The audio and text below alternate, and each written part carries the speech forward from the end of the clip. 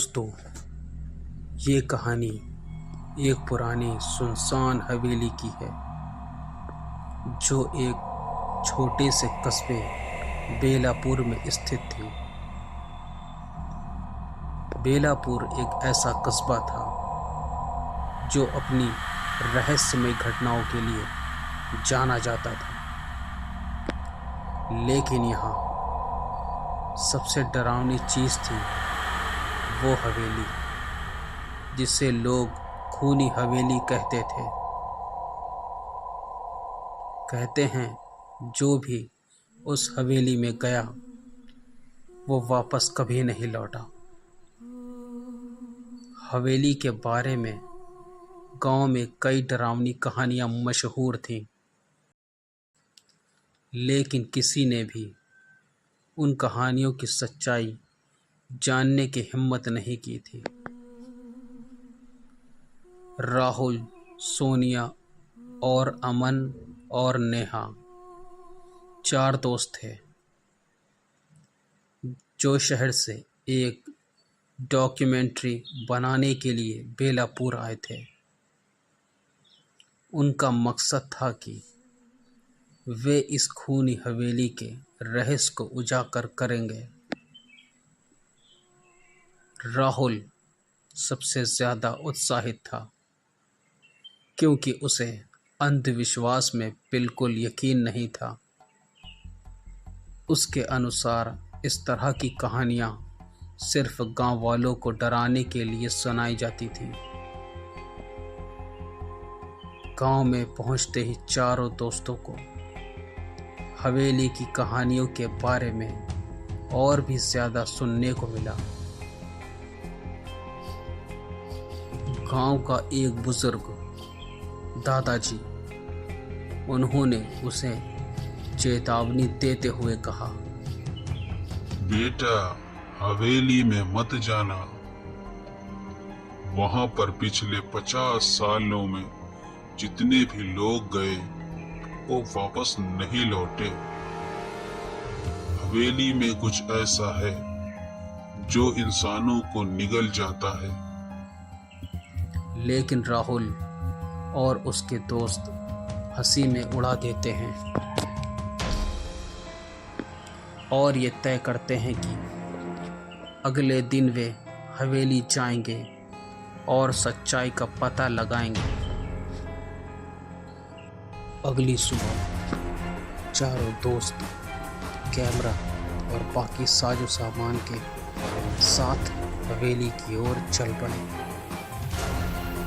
हवेली गांव में एक कोने में थी और जैसे जैसे वे उसके करीब पहुंचे, हवा में अजीब सी ठंडक महसूस होने लगती है।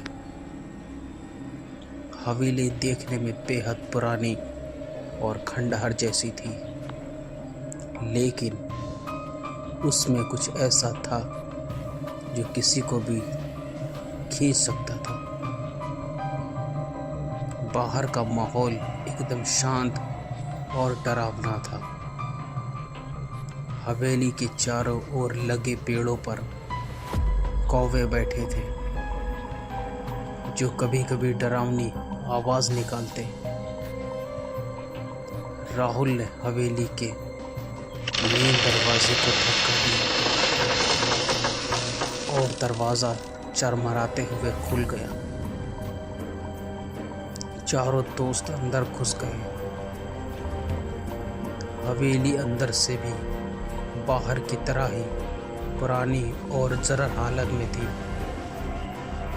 फर्नीचर टूटे हुए थे, दीवारों पर मकड़ियों के जाले थे और हर चीज पर धूल की मोटी परत जमी हुई थी।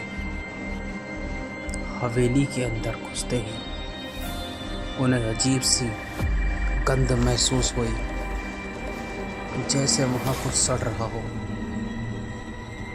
अमन ने चारों ओर देखा और बोला, यहाँ का माहौल कुछ अजीब ही है।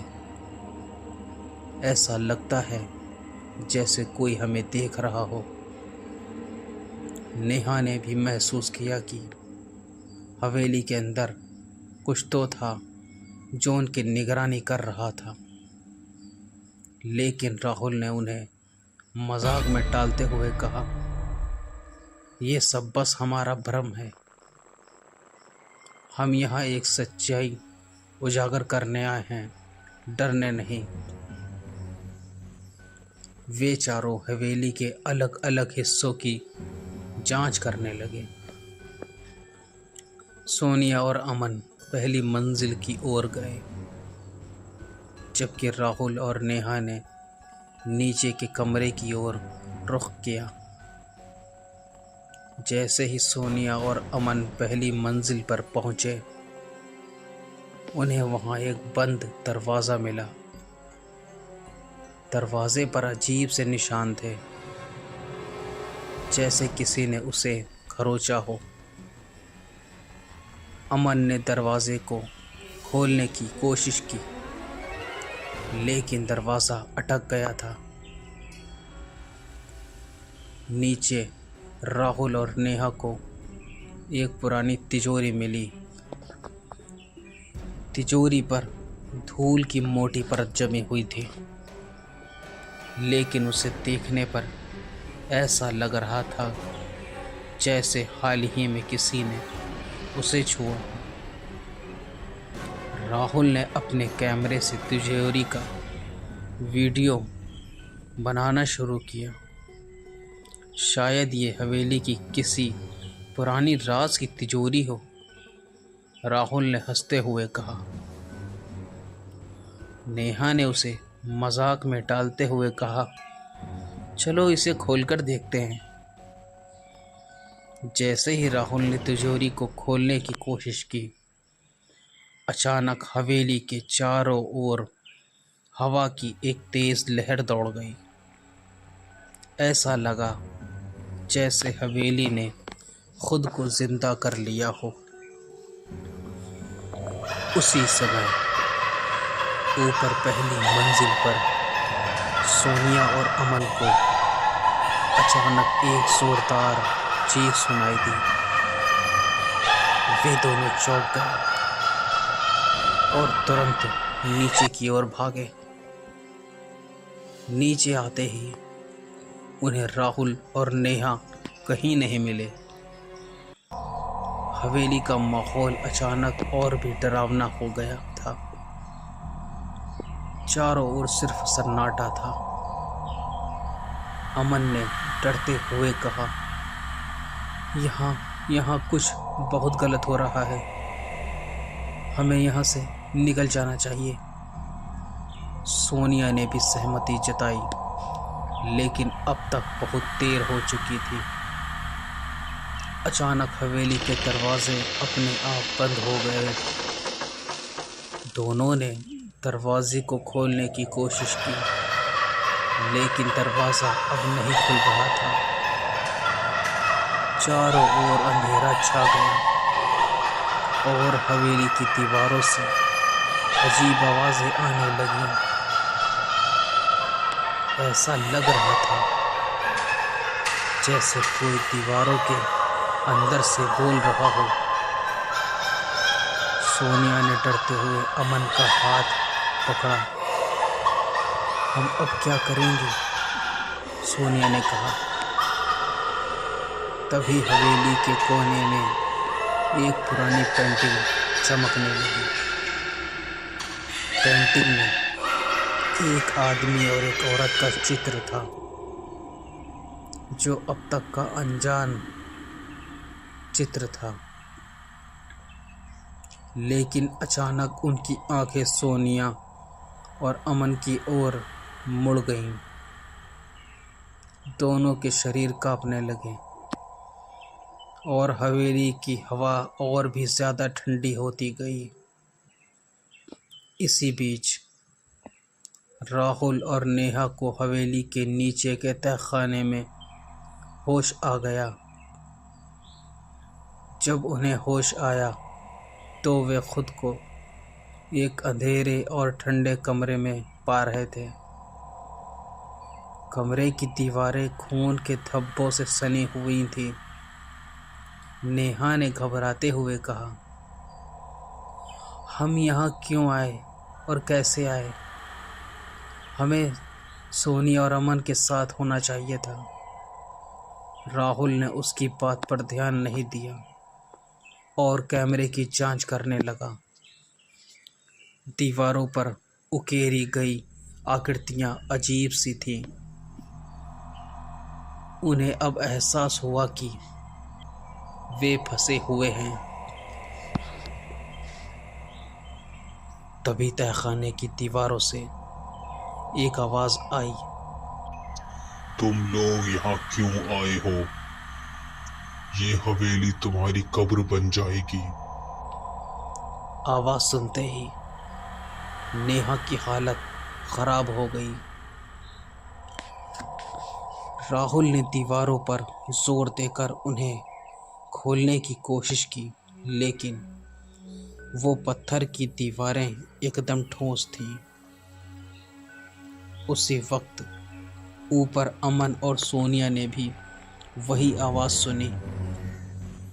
अचानक अमन ने खुद को एक घातक जाल में फंसा हुआ पाया। पेंटिंग में दिख रहे लोग अब और भी डरावने हो गए थे। सोनिया की चीखें हवेली में गूंज उठी, लेकिन वहां से बाहर निकलने का कोई भी रास्ता नहीं था। नीचे तहखाने में राहुल को अचानक एक पुरानी डायरी मिलती है। डायरी में लिखा था कि इस हवेली के पिछले मालिकों ने एक काले जादू के तहत इस हवेली में लोगों की आत्माओं को कैद कर लिया था। हवेली में जो भी आता है उसकी आत्मा कभी भी यहाँ से बाहर नहीं जा पाती है। राहुल और नेहा को समझ में आ गया था कि वे किस खतरनाक स्थिति में फंसे हुए थे। अंत में हवेली के सारे दरवाजे अपने आप खुल गए, लेकिन तब तक बहुत देर हो चुकी थी। अमन और सोनिया अब जीवित नहीं थे। हवेली ने उनकी आत्माओं को निगल लिया। राहुल और नेहा जैसे तैसे बाहर निकले, लेकिन उनके चेहरे पर एक गहरा डर साफ झलक रहा था। जब वे गांव लौटे तो गांव वालों ने देखा कि उनके शरीर तो वहाँ हैं, लेकिन उनकी आंखों में अब कोई जीवन नहीं था। वे अब भी जीवित थे, पर अंदर से वे सिर्फ एक खोखले शरीर थे। उनकी आत्माएं अब भी हवेली के अंदर कैद थीं और वे कभी भी उस खूनी हवेली से बाहर नहीं निकल पाएंगे। कहते हैं जो भी उस हवेली में गया उसकी आत्मा वहाँ से पत्थरों में कैद हो जाती है और हर साल हवेली किसी न किसी नए शिकार की तलाश में रहती है। दोस्तों, उम्मीद करता हूँ कि ये भयानक वीडियो आपको ज़रूर पसंद आई होगी। अगर वीडियो पसंद आई है तो वीडियो को लाइक और हमारे चैनल को सब्सक्राइब कर दें। फिर मिलते हैं खौफनाक वीडियो के साथ। जब तक के लिए गुड बाय।